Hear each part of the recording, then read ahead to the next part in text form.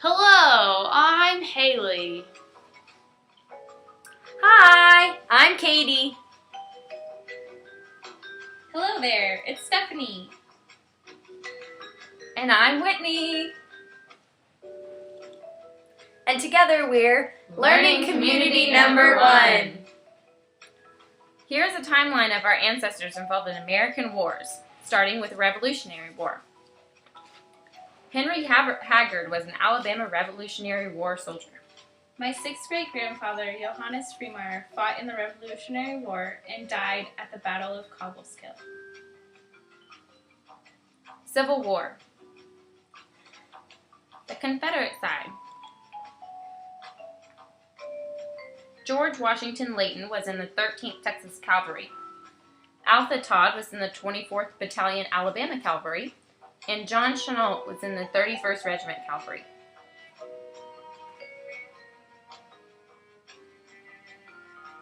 The following four men were all my second great-grandfathers. Joseph Brown. I uncovered his marriage certificate that showed he got married as soon as he returned to the U.S. from war. Joel B. Walker. While fighting for the Confederate Army, Joel fractured his lower leg when it was hit by a canister shot. Instead of a cast, his leg was amputated. Joel had to write a letter requesting a prosthetic leg. John McCallum. John died while being attacked on the USS Lafayette in 1865.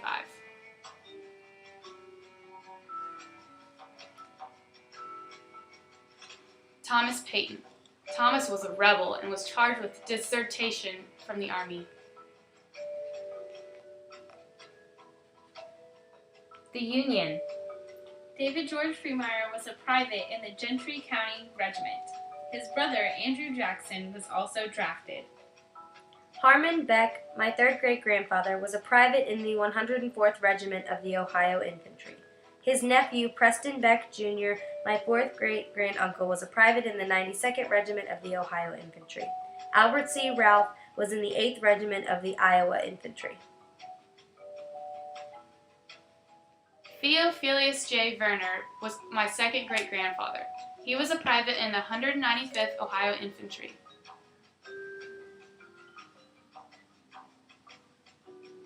World War I. John Robert Trussell was drafted at age 41. The Goebel brothers, Eugene, Roy, and Earl, were all drafted. Michael J. Reynolds was charged with desertion from the U.S. Army. William H. Taylor registered for the draft. Dwight G. Dudley was drafted when he was 19 years old. World War II. The same Dwight G. Dudley was drafted again when he was 54 years old. My grandfather, William Mahoney Brown, was a gunnery sergeant and tail gunner in B-29 bomber planes in the U.S. Army Air Corps. Gerald Francis Hamill was a private in the Army Warrant Office. Donna Jean Goebel served in the Cadet Nursing Corps, starting at age 17. The Korean War. My grandfather, Billy Lloyd Chenault, was a radio dispatcher for the Navy during the Korean War. He was stationed in the USS Cabot.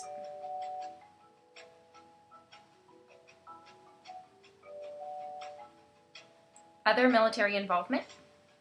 My dad, Mark Freemeyer, served in the Marine Corps during Operation Desert Storm. My dad, William Harold Brown Sr., was in the Air Force during Vietnam. My uncle, Robert Thomas Brown, enlisted in the U.S. Marine Corps with a friend, Kenny Shell. At the time, the Corps had a buddy system where if you enlisted together, you went to basic training and then you would get to go on your first tour together. They convinced another friend, Frank Mathers, to enlist with them. During basic training, it was found that Kenny had asthma and my Uncle Tom had extra bones in his body. Both got medically discharged. Frank, who was reluctant to join in the first place, ended up serving for 4 years.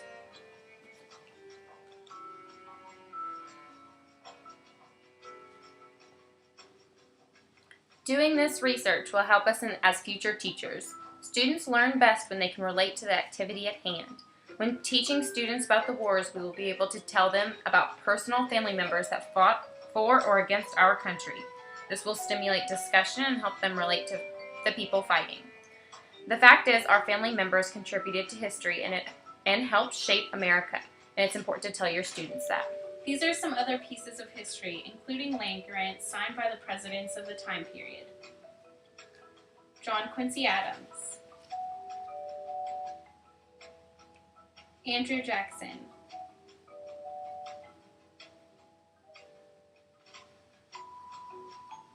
John Quincy Adams again,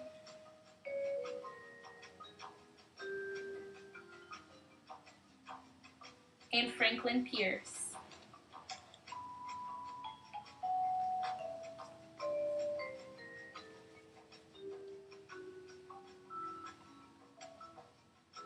Robert P. Walker was my grandfather. I always knew he was the mayor of Columbus, Ohio, but I also uncovered in my research that he ran for U.S. Congress. The only person I could find who owned slaves in my family was Josiah Todd. He owned 11 slaves in 1850. One of the categories for documenting slaves was asking if they were deaf, dumb, blind, insane, or idiotic. This is a picture of my grandparents. They met in the church. My grandfather was a priest, and my grandmother was a nun. Needless to say, they had to leave the church. This project has given me insight to who we are and where we've come from.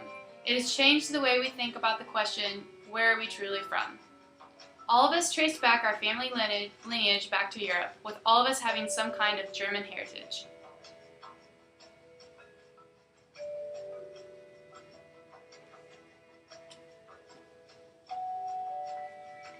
Our families lived all over America. This is a list of all the last names in our family trees. It shows that we are connected to so many families, all with different backgrounds and stories. There were many common names such as Adams, Brown, Dixon, and Smith. We are sure that we share many of these names with all of you.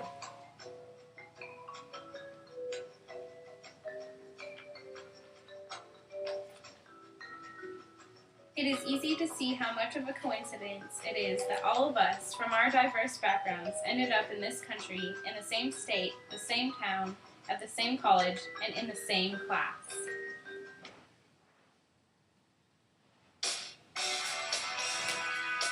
Dear Mrs. Waller, we accept the fact that we had to sacrifice countless hours researching our ancestors, and we thank you for making us write an essay telling you who we think we are. Society sees us as they want to see us, in the simplest terms, in the most convenient definitions. But what we found out is that each one of us is a descendant of A ribbon factory operator, An ex-nun. an Irish printer, And the owner of a prosthetic leg. Does this answer your question? Sincerely yours, The Breakfast Club.